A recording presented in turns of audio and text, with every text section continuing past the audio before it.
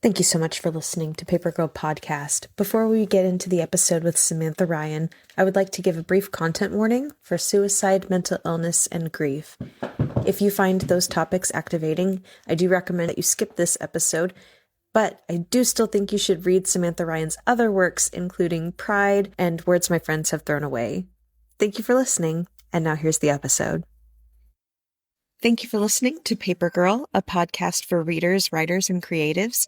My name is Melodie. I'm the host, the owner of Meadow Market Books in Tulsa, and a writer myself. I'm here today with author Sam Ryan, who is a Tulsan and has published some of my favorite books recently. How you doing, Sam? Hi. Thank you so much for having me. Yeah, I'm excited to have you. You were actually the first author that I asked, and then I said, wait, I need to get Jess on here because we've got an upcoming event. But when I thought about authors that I wanted to talk to and kind of pick your brain about your process and your inspiration, I thought Sam's got to be on here. Thank you so much. I'm so excited.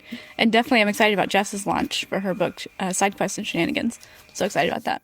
I love it. We're going to have the Jess counter. We talked about you a lot. I listened and I heard. Episode.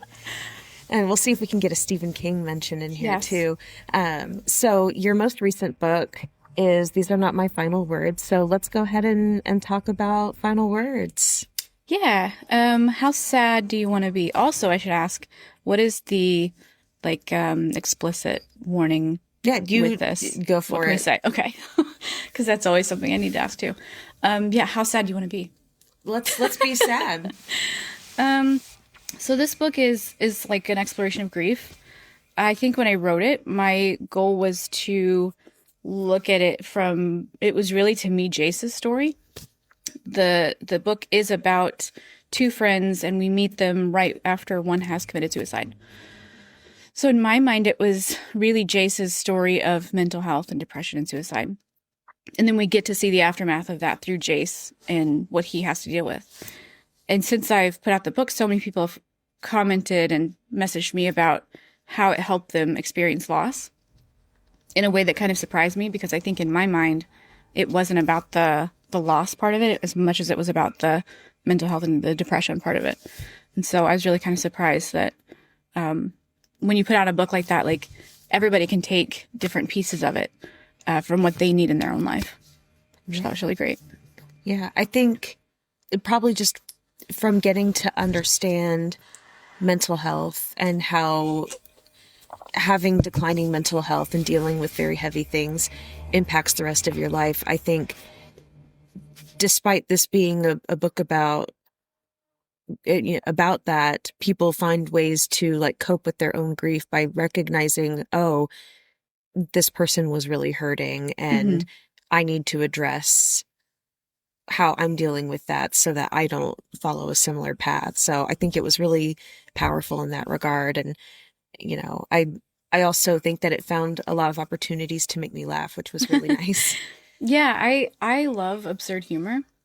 So in the book, the grief is kind of manifested in the imaginary character that they created for a TV show. So both Jace and Johnny are writers, TV screenwriters. And so their TV duck appears to Johnny at the funeral, and Jace voiced the duck in the TV show. So when he's talking to this character, it's really him talking to his dead best friend. So the opportunity that I had with an imaginary animated duck was so endless, because at first I'd never written a non-human character, but then also he's not real. So he really could do whatever he wants. And there were so many times where I'd be writing, there's a scene where Dick is the duck. He likes to pretend like he's killing people in very interesting ways. And one time he pulls out a knife and just walks up behind somebody to stab them. And I'm writing, I'm like, whoa, Dick, calm down. What are you doing? Just realizing that I could make him do whatever I wanted because there's no consequences for him because he doesn't exist. And so that was a lot of fun. It presented a lot of unique opportunities that you wouldn't really have in other novels. Yeah. Can you tell me how Dick came about? So that is, unfortunately, I don't keep good enough notes. I don't remember. I know at one point I have a note. I'm a pantser. I'm not a plotter, which is bad. I need to get better at actually writing out outlines. But I have one note and it's like, TV show, duck. I don't know why that is what stuck. And then at one point there was, because he's a detective in the TV show, there's one point where he has a partner who was like a goose, and the goose got cut at some point. So I don't know why birds, it was just birds for some reason. I think in my mind I pictured it as like a BoJack Horseman type, where they're animated animals but also very anthropomorphic. So I think that in my mind it's like they have bird heads but then potentially like more human bodies. I'm not sure.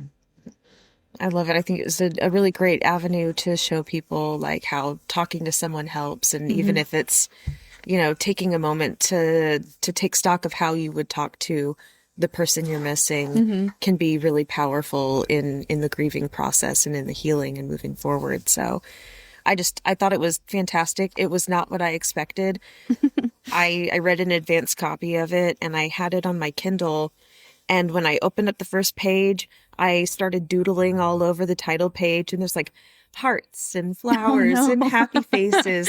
And I was like, ooh, I can't wait, because I had read Pride, which is very much a hearts and smiley faces. And, I tell people all the time when they pick it up and I'm like, oh, you're going to love it. I kicked my feet. I audibly gasped and giggled. And I happened to get like one weirdly misprinted copy where like 40 pages got shifted right as the characters are confronting their feelings about each other.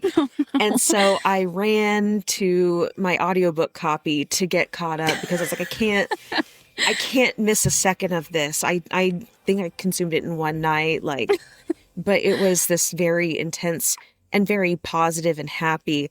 And so I was ready to dive in, and then like 2 pages in, I was like, oh shit. Yeah, what have I done? The first line of this is, final words is, the show starts at a funeral, comma, I guess. And so like, I wanted to be like, hey, this is what it is. Like, just drop it right there. In the makeup of the book, each chapter is an episode of the show. So I kind of wrote it because they're TV show writers. So it's like season 1, episode 1, and then they all have titles, and so they're like TV show episodes. So I kind of wanted to bring in that screenwriting aspect of it. Do something. I feel like that's a easy avenue to show how Johnny looks at the world. That's kind of how he views things. I love that. So coming from that screenwriter's perspective, how much experience do you have with screenwriting? So originally, before all like middle school through high school, that's my goal was to be like a director. I actually wanted to go in like animation. And so all through that, I was like looking at film schools. Like I was very convinced I was going to go to LA and go to film school. And then in high school senior year, I read As I Lay Dying by William Faulkner. And then when I read that, I was like, oh, wait, hold on. I was like, wait. Because what he's doing with words, I had never seen before. And then like it just became this deep dive of the teacher that I had was a great English teacher. She was like, well, if you like this, you need to read this. If you like this, you need to read this. And just going down this path. And then from there, it was very clear of like, oh no, I think I want to write books. So in this book, there's actually a chapter that is a screenplay, and it's written in screenplay format, but in like a joking kind of a way. And I do think I would eventually like to write screenplays, but I don't have a lot of experience with it. I think that's one of those things that like you really have to be in to understand really well. And I've spent so much time studying the craft of writing fiction novels. So I don't know how much of that would translate because it's so completely different. But I do think eventually I'd like to study it enough to feel like I could maybe explore that. So we've talked a little bit about like the mechanics of writing the book and a little bit about the journey, but I would like to know, if it's okay to ask, what specifically inspired you to write about grief and mental health? Funny story. I have a friend, she hates when I tell this story. I have a friend who we were talking. I have depression. I also suffer from suicidal ideation. And I think that that's something that people don't like to talk about. But we talk about it openly enough to where it's like we make really bad jokes where if people heard what we were talking about, they'd be like, oh my gosh, what is wrong with you guys? But clearly it's like we view it in that kind of absurd, funny kind of a way. And I remember we were having a conversation about it one night. And it was very much like I think when you have suicidal ideation, you have this like guilt that you carry with you of like knowing that if you did this thing, that it's for you, but then you would hurt all these people around you. Like you're aware of that. And I think I was talking to her, like trying to convince her of like, you wouldn't be responsible for what I do, that kind of a thing. And she was kind of like, no, I know that. And I think the realization of knowing that someone could understand what you're going through to that degree of like, cause we've been friends forever, and knowing that that's like the path that you've had to deal with and the understanding there, I thought that was really significant to me. And that's why I think when I started writing it, again, in my mind, this story is about Jace. Even though he's not even present in the book, he's passed by the time it starts. It's really his story of like, we get to see, because we go all the way back to them in college, we get to see pieces of their lives where Jace and Johnny have done this for so long together. And whether or not it's healthy or not, I think in a lot of ways it's probably not. But just the understanding that those two people have, having gone through this. And so I felt like it was that kind of interesting. I think like in a lot of times when in media, when suicide's portrayed, it's used almost as like a gotcha sometimes. Or like at the end of a story, it's like comes out of nowhere where you're just like, what is this? Where I wanted to show the day-to-day kind of dealing with it, of what it looks like when you have good days, what it looks like when you have bad days. And so, and kind of the parallel too with Johnny is depressed after Chase dies. Like he is then going through these things that he has never had to deal with personally. And I think that gives him even more perspective of what Jace has had to go through by going through these stages of grief. So I think that was part of it. That happened. That conversation is what started the idea of these two people being together. The other half of it is I was very fixated on art after someone dies. I think recently, especially with like AI, we've seen instances where people who have passed away have had their likenesses used, their voices used, potentially not with their consent. And this idea of like when someone is gone, how does that change the presentation of art? Like for instance, in Star Wars with Princess Leia after she passed, and they used her likeness in so many ways. So whether or not that person is involved or not, in this case, Jace passes, they recast the character to sound like him. So then you have someone creating art that imitates this person who's passed, which I think in that sense is kind of just a weird idea too. And can that art still be the same thing that he created? Once you've passed that point, does it still mean the same thing? And so I think I kind of wanted to explore both of those two main ideas, like what happens when art is separated from the creator. That's fantastic. I've been holding on to this like thread of starting off the book telling us that Johnny's dead and how he died. I think is such a soft space to explore the idea of suicide in a way that I think I've never read in another book. How we get this out of the way and you know it happened. And I think that's the beautiful thing about like when we talk about children's literature. And these are not my final words. It's definitely not a book I would put in a kid's hand probably until they're a teenager. And then I think at a teenager would be fine. But all that to say that when people are concerned about adult themes in children's books, is that literature is a way to explore the unfamiliar and the uncomfortable in a very safe way. And we talk in library school and in circles of library professionals about what a kid can handle and why a kid might reach for a book about drugs or depression. And it's that they recognize that it's fiction, that this thing can't actually hurt them. I can read this book and explore how a family member would react if I died without having to die, and to know that reading this book, I have not died, but this is how the people around me would feel. And this is what would happen to my art. And I think that that's a really gentle way to explore the grief, but also for people who suffer from mental illness to see what that's like and really come to terms with how to address it and how to take care of themselves. And so I think you've really landed on something really special with this book. And so I think that's also why I write queer books. And I think that's also why I love writing queer stories, particularly queer stories of people finding themselves or seeing themselves with pride. It's like a late bloomer where one of the characters comes out very late in life. And I have had people message me saying, this is my story. Like, to see myself reflected on a page healed me in this way. And like, to know that, because to me, that's what stories can do. That's the power of stories. Is like, once you share that, not only do you feel a little lighter, but then knowing that you get to share that with someone else by them consuming the art is what I think is so special about, especially queer literature. And that's what makes me so mad with book bans, because a lot of times kids don't have the opportunity to see someone on a page that looks like them or sounds like them. And that's why I think it's so important for queer kids to have access to queer books, because that may be the first way, the safest way maybe even, for them to explore what that looks like in their own life without feeling the judgment of people around them, especially if they're in an unsafe environment. Yeah. I wish I had those books when I was a kid. You know, I think that's, not I think, I know that's specifically what drew me to Jess when she was selling Mean Piece of Water and Alien Invasion, was when I was talking to her about them right before we paid. She was like, these books feature queer kids, but the trauma and the big bad is not that they're queer and how people are reacting to that.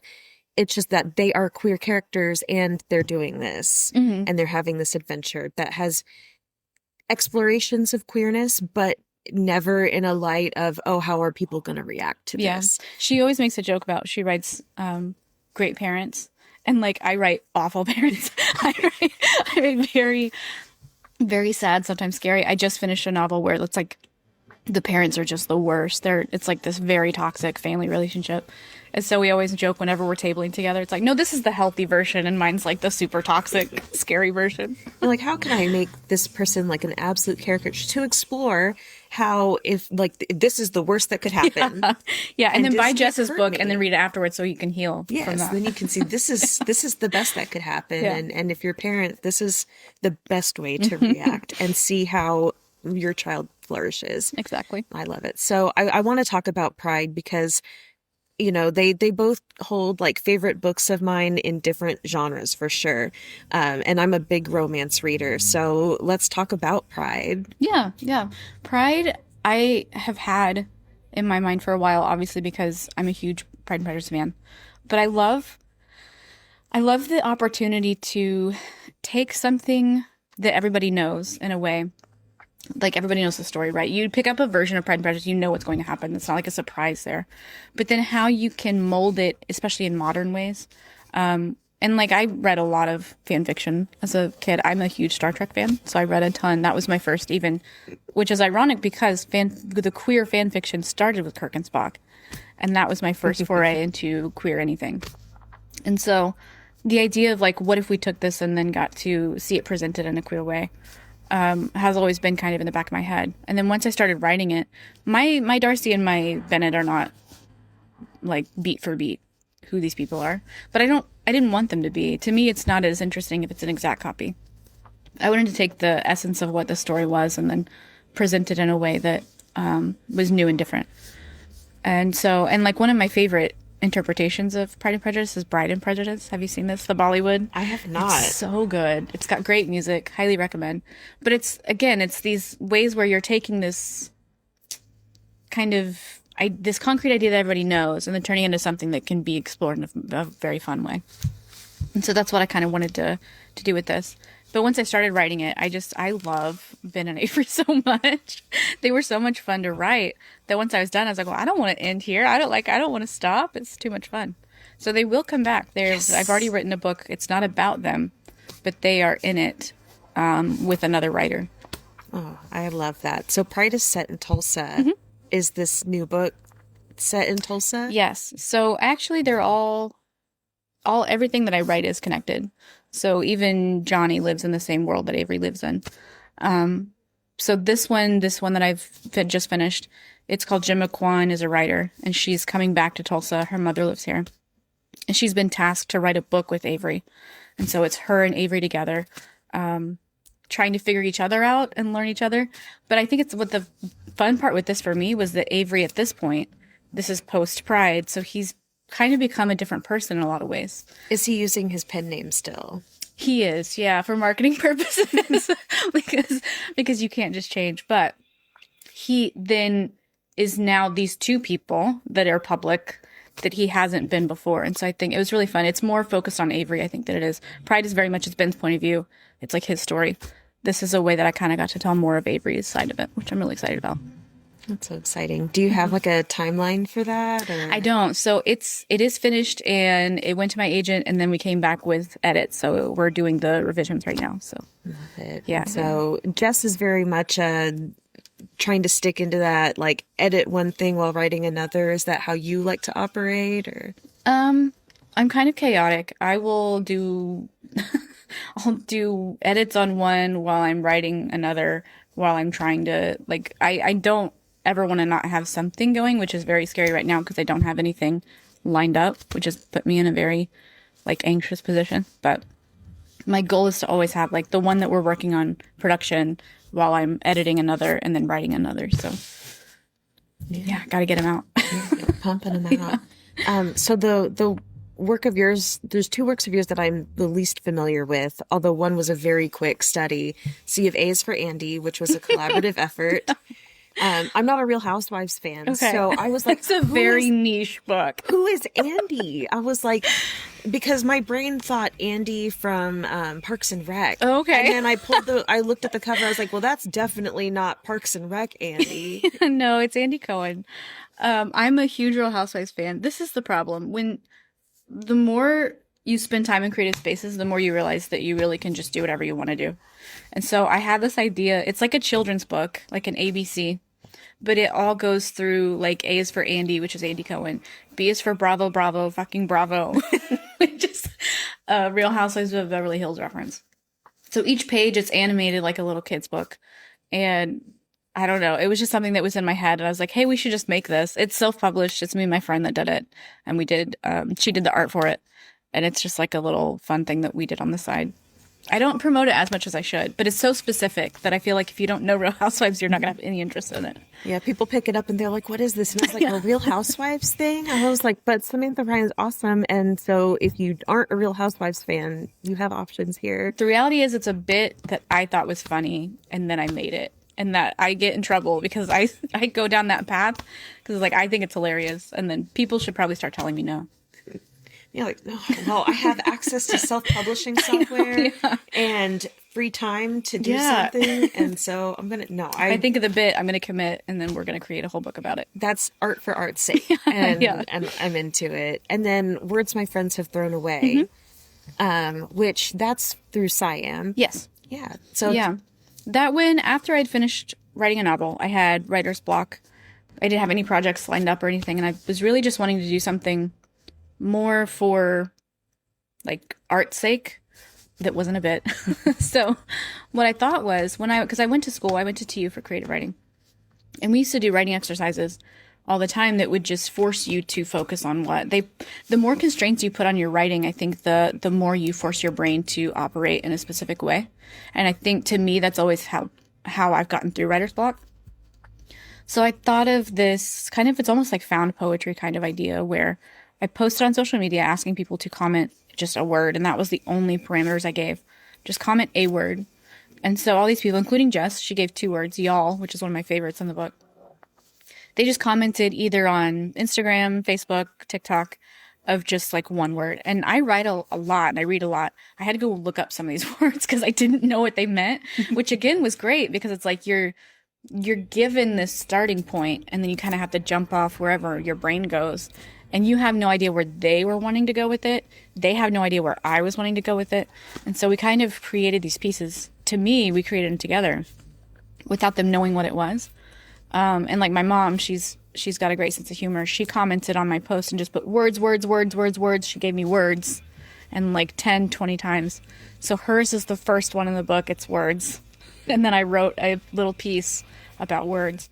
So all the pieces in there are like 500 to 1,000 words. I think the longest one is maybe 2-3 pages. But it was just me taking that starting point and then creating this piece. And they're all little lenses of queer identity. So some of them are like people who haven't come out yet, people who have been married 40 years. And so it's just like different little quick vignettes of like queer life. And I had a lot of fun with it. I got to flip through it. felt tricky to track down, and then Dolly from Siam came and brought a bunch of items from their press, and so we got to put it on the shelf, and I was like, all right, now I can look through it. And then you've written a little bit of horror, Yeah. a little bit, and to the point that Jess thought you were a horror writer. I know, she tells that story. It cracks me up. Because that's how we met, was through Fish Gather Listen. And so she was the editor in that. And so I think she thought that that's just all I did, and she says that as though she doesn't do the same thing. She's a genre collector, so she jumps around a lot as well. But I think in my mind, I don't do a lot of horror. I enjoy horror, but it's sometimes genre can be so specific to the setup that it's difficult to get into unless you're practiced in it. And so that's why, like, Final Words is literary. Two of the things that I've written since then are literary. I don't know that I'll go back to romance either. But like with horror, it's like, well, it's a challenge if you're not into the structure of it. So I thought, well, I'm going to challenge myself to write this because I knew it was for a horror anthology. But even like she had mentioned, the story itself is not super scary. It's again about grief. It's about the loss, someone who's lost their father. But it's more about just the fear of yourself, I think, can sometimes be as great as anything else out there. I love that. Yeah. Are there any other projects you want to talk about, or? Yeah. So like I don't have anything that's lined up for production right now, which is a little frightening, but the book that we have on submission at the moment is about puppets. And I'm so excited about this book. I want it to be out there so bad. But it is a Comic-Con. I'm a huge fan of Comic-Cons. And so I had this idea at one point. I was like, what would happen if the book takes place at the con? So it like starts Friday and Sunday. It's just 3 days of us being hyper focused on this couple. And the first day of the con, the husband asks the wife for a divorce.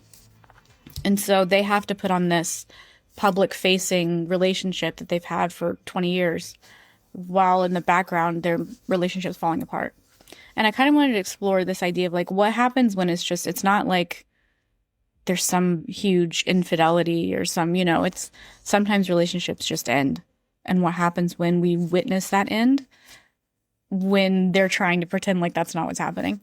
And so I really love the book. It's a great book, and it's on submission right now. So fingers crossed that hopefully within a year or so, it'll be somewhere on the shelves. Yeah. That's so exciting. Yeah. So we've talked a lot about you as a writer and as an artist, and now I kind of want to shift into like you as a reader, because I've yet to find a writer who isn't also an avid reader. So,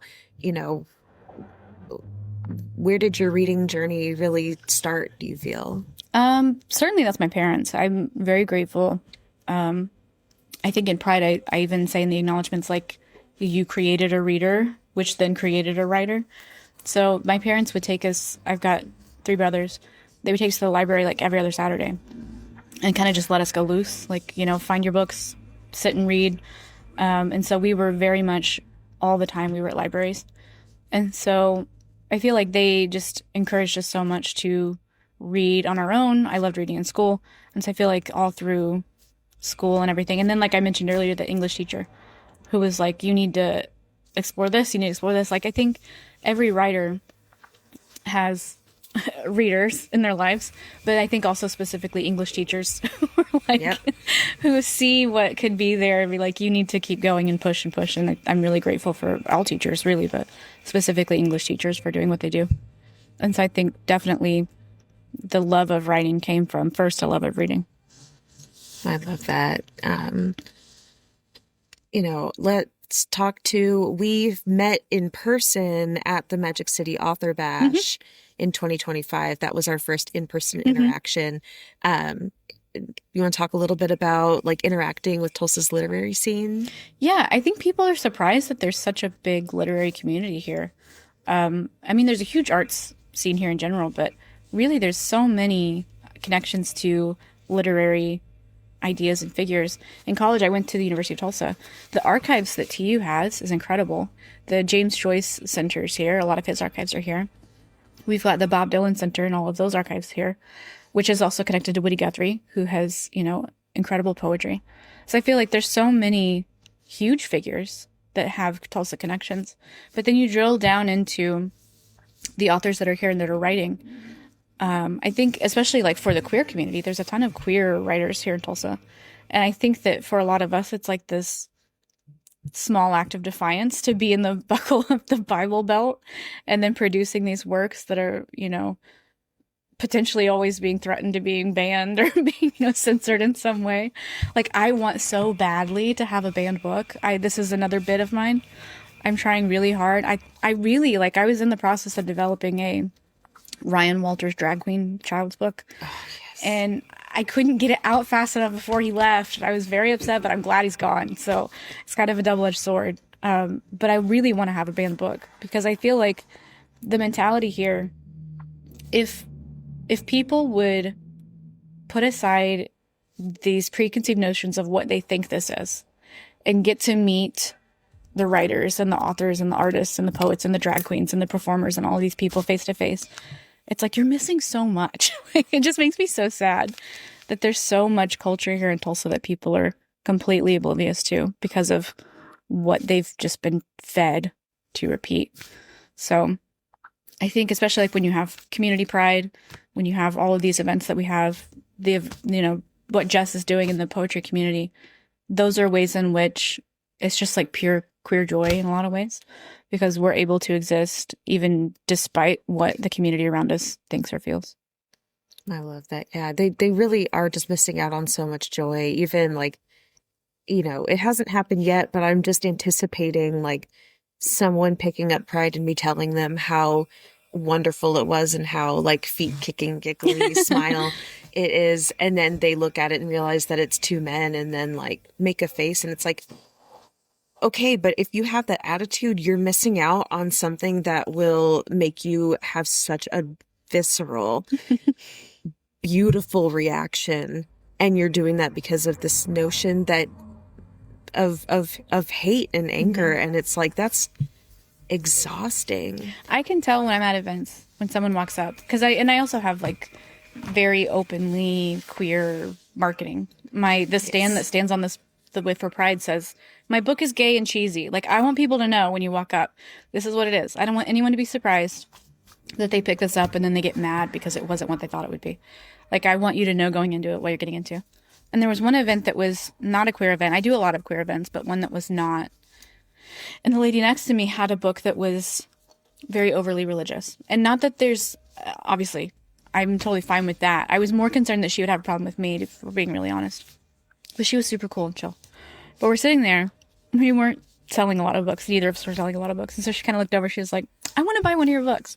And she buys it. And then she starts to read it right there in front of me. I'm like, oh no. I got so nervous.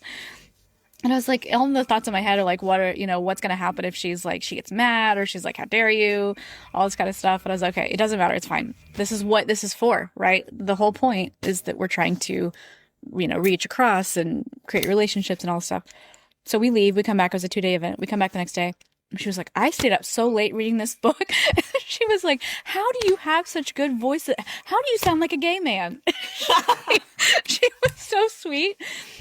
And so we hugged, we exchanged information. She's very, very sweet. And so things like that, where it's very reassuring of sometimes my preconceived notions are also unfounded. But I feel as a queer person, you automatically have to be guarded in a lot of ways. You don't know what's safe.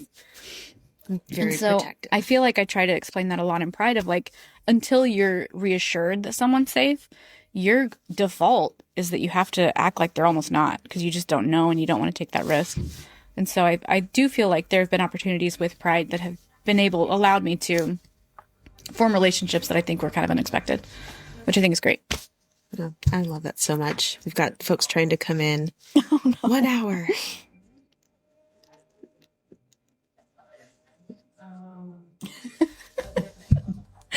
Just tell my guy. In an hour. But yeah, I wanted to shift back into talking about reading because I shot you back into being an author, and I was just thinking about the way queer women write great MLM romances. All of my favorite MLM romances were written by women. and so is that a genre that you like to read or? Yeah, I love queer romance in general. I would say one of my favorite queer writers, though, and if you haven't read, you should, TJ Klune. Have you read? Okay, you've got to read TJ Klune. He's amazing. I do try to look for more queer voices by queer men. I think it is very important to read queer romance by queer men. But I do also, obviously, there's a lot of queer women that Rachel Reed, like, huge in the space right now. So it's kind of a weird discourse. Certainly, I don't kind of like the narrative where we're almost forcing people to out themselves. I think that's gotten a little extreme. Yeah. Because I feel like own voices is important, but we shouldn't push someone to come out before they're ready. I think that's kind of a weird space to be in. But yeah, TJ Klune is one of my absolute favorite writers of all in general, but amazing, amazing queer romance. Yeah. What else do you enjoy picking up? And so I just finished a reread of Great Gatsby. I'm on this, I tend to get on like kicks of things where it's like there's one thing and then I go, which your book, Clever Clever Woman, has then made me go through Hamnet, and now I'm reading the book for that. So I like. Did you see the film? Yes. Yes. Should I read it? I don't know. I was it's tough. fully traumatized writing Hamnet's death. And it's very tough. It's great, but it's very, very tough to handle. And how does the book compare to the film? I haven't finished the book yet. So I'm very much like, I like finding a thing and then trying to read a lot of those things. So I just recently got the opportunity to see Gatsby on Broadway. And so then after I watched the show, I was like, well, I need to reread the book. It's been years and years. And then just last week, there's a queer reimagining of Gatsby that came out. It's I'm going to have to look it up because I don't, The Great Disillusionment of Nick and Jay, I believe is the. Oh, what a good name. Yeah. So it's a queer reimagining set in Harlem.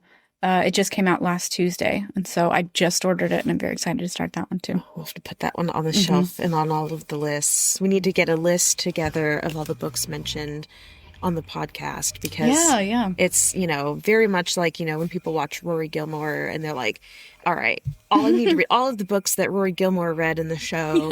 And then it's like, okay, well, in this podcast, you've got all of these avid readers and writers talking about what they've read that got them writing, and I think that'd be wonderful. So so that one I have on my list. And then also MJ Hughes, she's a Oklahoma author.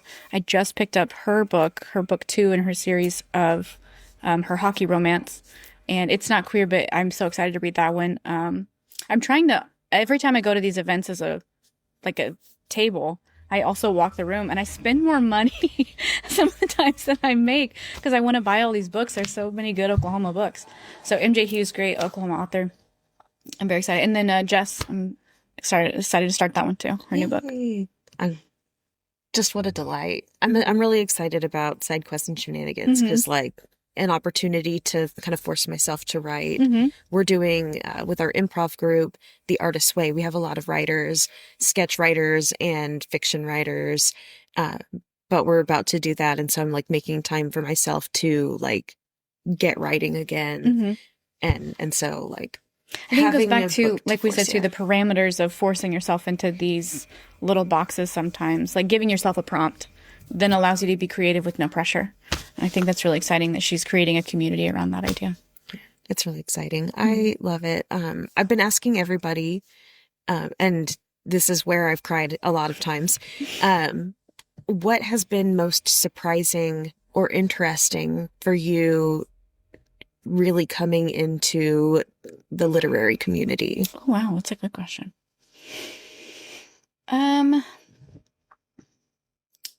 Maybe surprising would just be how quickly people are willing to take you into the community, I think. And I think that's the same too with the Tulsa queer community. I think before I was as involved, there was a lot of fear of, I don't deserve to be here.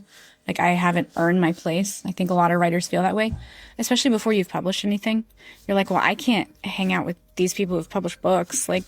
They're real deal and I'm not. And so I think just how immediate when you go to someone in the writing community in Tulsa and you're like, even if you say the words, I want to write a book, it's very quickly oh, you've got to meet this person. You've got to meet this person. And then people start connecting you to other people.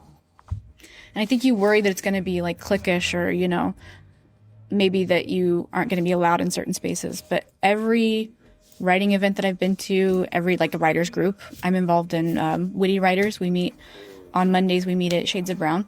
And I always encourage, like, I post on my social media, like, even if you haven't written anything and you just want to start writing, it's a great space to bounce ideas off of other writers. Because that's the thing, too. Writing is solitary. Like, when you're doing the work, you're by yourself. And it can be very isolating if you don't push yourself to join the community and go to these events where you get to meet other writers. And so I feel like just the acceptance of it has been, and I feel like by saying that's surprising makes it feel like I assume they'd all be like assholes, which is not that's not what I mean. I think it was like my own reservations of just pushing yourself. I think the idea of like the person secluded in the corner, like if they go out in public, they're in the corner of the coffee shop with their laptop and their notes and they're, you know, kind of closed off, I think makes it look like writing is this very solitary thing.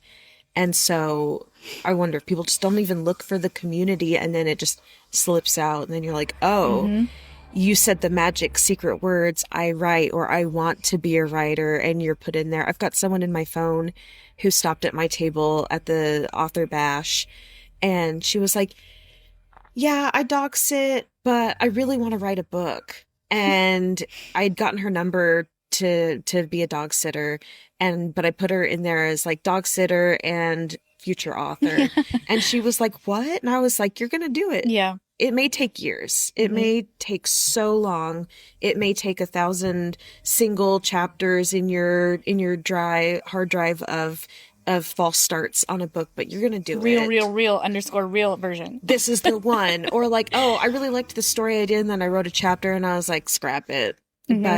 But it'll happen. And, you know, it's the speakeasy of the literary community is just, I want to do this. And then boom, you're in. And despite it being the actual act of writing, such a solitary internal, I'm just scooping out my brain onto a page. Everything around it is so community focused, and you really just, you can't make it happen the way that you probably want to have it happen without being open to the community and the community folding you in. And everybody is like jumping at the chance to make each other successful and spending all of our earnings at book fairs on each other. Yeah. I think it's just this really exciting and beautiful opportunity. And, you know, I think that was kind of a realization for me of like walking through a bookstore, even like here you looking at these books. None of these books were created by one person. Even like if you self-publish and you design the cover and you do it, like there's so many people that are involved in the project as a whole, which I think surprised me because in school, when I went to school for creative writing, that was all craft. We didn't talk a lot about the business, which I wish they would talk more about writing as a business with creative writing majors because I had no idea what that process looked like until after I graduated. But when you start to get into the business side of writing, everything is touched by other people. And like, not only in a sense that you have to learn how to let go of some of that control sometimes, which we're not used to, but also just knowing that no matter what you're doing, someone has been there and done it before you. So you can find that person, you can ask them, and you can say, how did you deal with this? How did you handle this? And there have been so many authors, even like with Pride, that was my first book, that when I've reached out to them, even like, you know, traditionally published people that are like what I would consider big time, made it, that have just been so kind of like, if we're on a list together, then they'll send it and they'll be like, hey, this is so cool. And I'm just like, oh my gosh, you know, that kind of a thing where you're like, whoa, where everybody who gets to where they are has been in these other steps. And so we've all kind of worked together and seen what it's like to get to where you want to go. And I feel like that's what builds the community. It's like we are all struggling through this process that is really difficult. And so I think it's like that connection. What is it, like trauma bonding? Where like, I know I've been there, I've done that. It's awful. Like querying and editing and all these things. It's like, oh my gosh. So yeah, I think it's just been really encouraging. So that made me think about, I got to talk a little bit to Rattling Good Yarns, which was the publisher of Pride. And yeah, Ian's his editor there. He's awesome. I love that. Their whole focus is queer stories. When you were querying Pride, did you like, what was the intention behind that? How did we land on Rattling Good Yarns? Yeah, I queried. So I've always only looked for agents who have either are identify as queer or have that as projects that they've worked with, because that's so important to me. And surprisingly, this is what I kind of learned. And I don't know if I'm telling a story out of turn. I probably shouldn't say this, but there was a lot of, I think, agents that I queried that based on the responses I got, I started to kind of wonder like, oh, is this like something you put on your website to make you look a certain way or progressive and you're not really necessarily supportive of that? Because like, for instance, there was an agent who responded to me and saying, there's no room on the shelf for this book. And when I read that, I was like, oh, this is the game we're playing, I guess. And so a lot of that I think was kind of eye-opening of like, even an industry that I do think has done a lot of work to focus on BIPOC creators and queer voices is still so far behind where it needs to be. And so for me, I saw, I was looking through queer small presses. And when I saw what Rattling Good Yarns is doing, I was like, okay, this is like what they do. And I think you have such a advantage when they know who they're selling to, they know who the buyers are, they have relationships with queer bookstores. Like sometimes the smaller you go, the more focused you can be, and it's a huge advantage. And so then I got to speak with Ian, and it was almost like the first time when Ian and I spoke, I was like, is this guy real? Like, is this, because I'm so skeptical of everything. I'm a horrible cynic, but he's like the greatest. He's so encouraging and helpful. There have been times where, and again, I probably shouldn't tell these stories, where I call him and I'm just like frustrated and upset. And then he'll go into like mentor mode and just coach me as like, you're a young writer, let's figure this out, kind of a thing.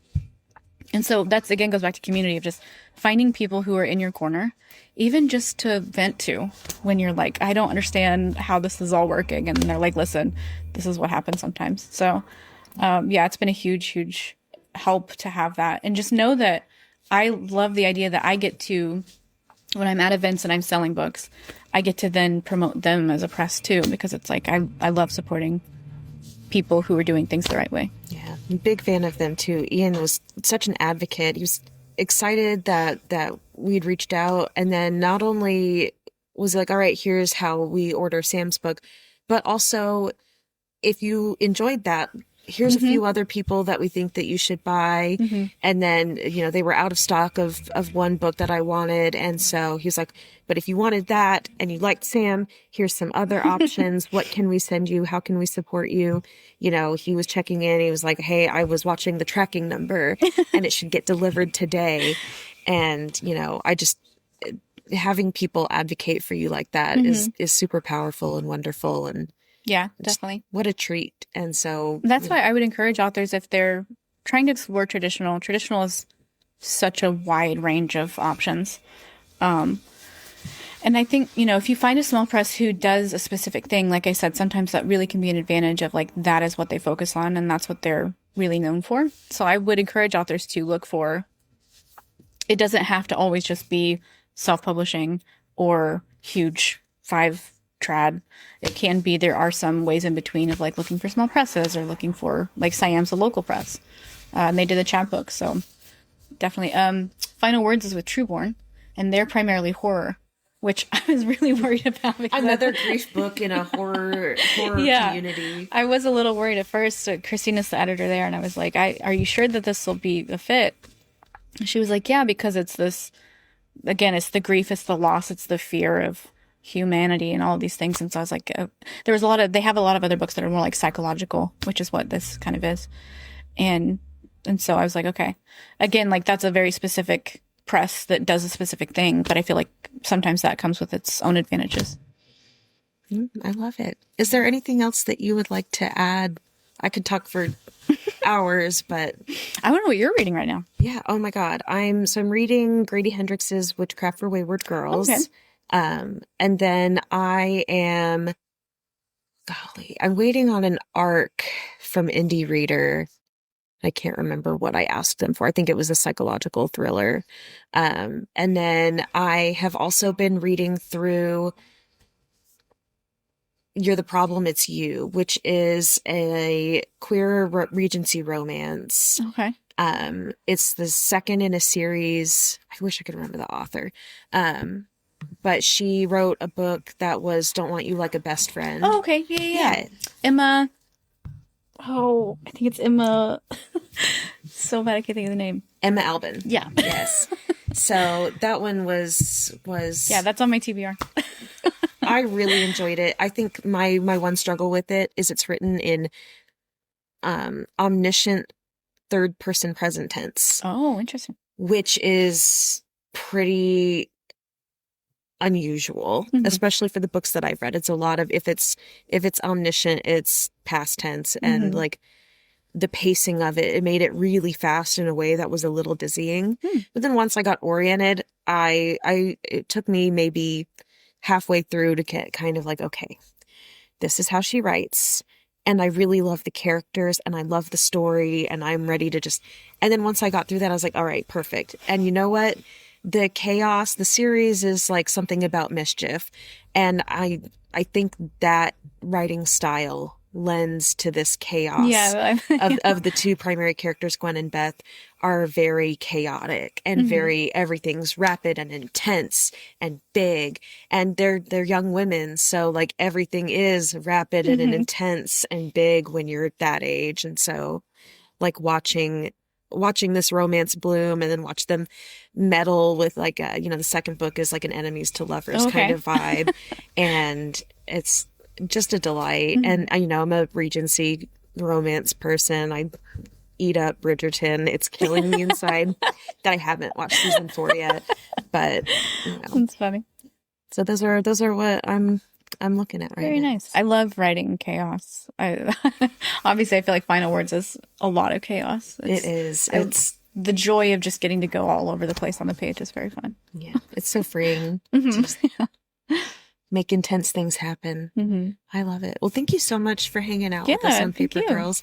Our next guest is going to be Kayla from Kanara Books. Okay. Kayla's opening a case here. She does pop-ups around Tulsa, and then she's going to take over a case for at least the next 3 months to share her selections that reflect BIPOC voices. Oh, very exciting. And so we're doing a little partnership, but she also pops up around Tulsa all the time. So it's going to be a good time talking about her journey into Tulsa and filling in a space that has lost its representation in the bookstore community. So very exciting. Thank you so much for listening to Paper Girl, and we'll entertain you next week.